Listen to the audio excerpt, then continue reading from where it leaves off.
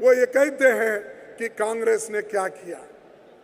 तो हमको ये कहना चाहिए, हमने जो किया वो लोगों को कहने में हम शर्माना नहीं चाहिए। बताना चाहता हूँ आज इस देश में क्या हो रहा है, और खास करके पार्लियामेंट में आज बीजेपी सरकार, मोदी सरकार किस तरह से चल रही है या चला रही है, ये जानना आप सबको ज़रूरी है।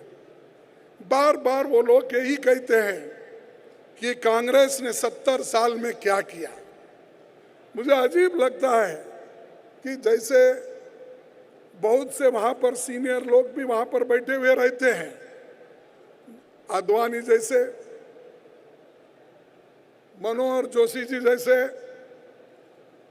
और खासकर प्रधानमंत्री जी 13.5 साल मुख्यमंत्री रहे गुजरात के, और अब 4 साल से इस देश का जो प्रधानमंत्री बन के उसकी हुकूमत चला रहे हैं। और वो पूछते हमारे को बार बार 70 साल में कांग्रेस ने क्या किया, देश को बर्बाद किया, ये कहते हैं।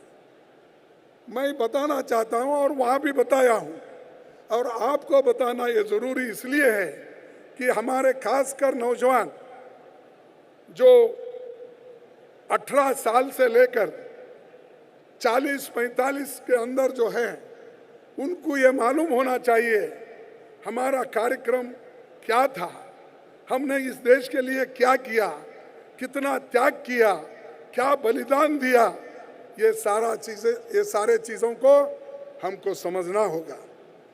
1954 में अपनी दूरदर्शिता से नेहरू जी ने कृषि और उद्योग के विकास के लिए 5 वर्षीय योजनाएं उन्होंने बनाई, उसकी नींव रखी। लेकिन जब बीजेपी की सरकार आई, उन्होंने उस 5 वार्षिक योजनाओं को निकालकर उस जगह नीति आयोग लाया। दूसरी चीज, बड़े बड़े पब्लिक सेक्टर आज हो सकते हैं लिबरल इकोनॉमी में, उसको नज़रअंदाज किया जा रहा होगा, लेकिन जिस वक्त इस देश में एक सुई भी तैयार नहीं होती थी, उस वक्त पंडित जवाहरलाल नेहरू जी ने अनेक इंडस्ट्री को उन्होंने तैयार किया। और यहाँ तक BHEL, BEL और जितने भी बड़े बड़े, आप किसी भी बड़े बड़े जो इरिगेशन के डैम हैं, चाहे वो भाखड़ा नांगल डैम हो, चाहे वो हमारे इसमें हमारे खास करके हमारे उत्तराखंड में और जो बिहार में जो बने हुए बड़े बड़े डैम्स, ये सारी डैम पंडित जवाहरलाल नेहरू जी ने इसलिए बनाई, जिस वक्त इस देश में 33 करोड़ आज़ादी मिलने के बाद 33 करोड़ लोगों को पेट में खाना या उनके पेट को खाना देने के लिए हमारे पास अन्न नहीं था। तब उन्होंने सोचा कि जो डैम्स, इरिगेशन है, हरी क्रांति, ग्रीन रेवोल्यूशन, इसकी ज़रूरत है, तो उन्होंने वो शुरू की।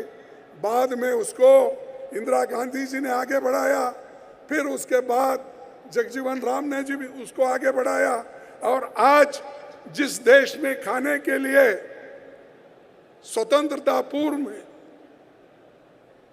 राशन के लिए लोग क्यों लगाते थे, जो फेयर प्राइस शॉप के सामने, आज इस देश में अनाज का भंडार भर गया है। और श्रीमती सोनिया गांधी जी ने ये सोचा, इतना अनाज का भंडार हमारे देश में है, हम गरीबों को फुक्कट यानी गरीबों को 3 रुपए में क्यों नहीं देना चाहिए।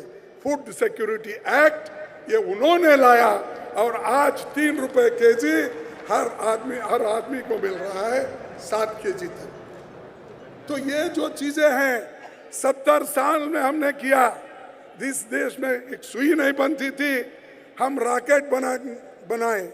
जिस देश में खाना नहीं मिलता था, लाखों टन खाना, यानी इतने बड़े बड़े भंडार अन्नदान के खोल दिए हैं।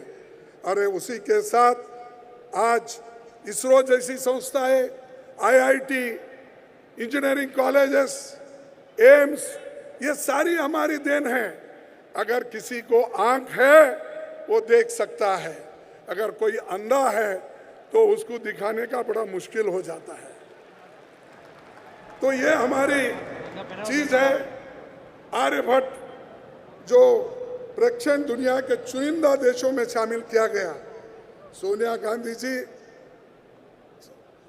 उन्होंने खास करके जो राइट टू एजुकेशन लाया,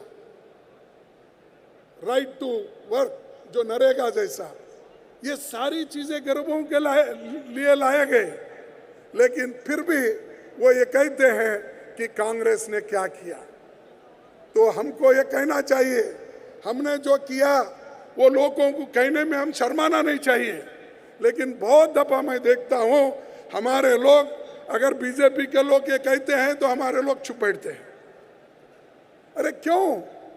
हमने किया, देश को बचाया, देश को एकता रखने के लिए हमने गोली खाई। हमारी नेता श्रीमती इंदिरा गांधी जी ने 32 गोलियां खाई और अपनी जान दी देश के एकता के लिए। राजीव गांधी जी ने इस देश के एकता के लिए, एक महिला आकर जब उनको माला पहनाने के लिए आगे आई तो राजीव गांधी जी ने अपना सर झुकाकर उस माला पहनने के लिए गए तो उसमें जो मानव बम था, मानव बम से राजीव गांधी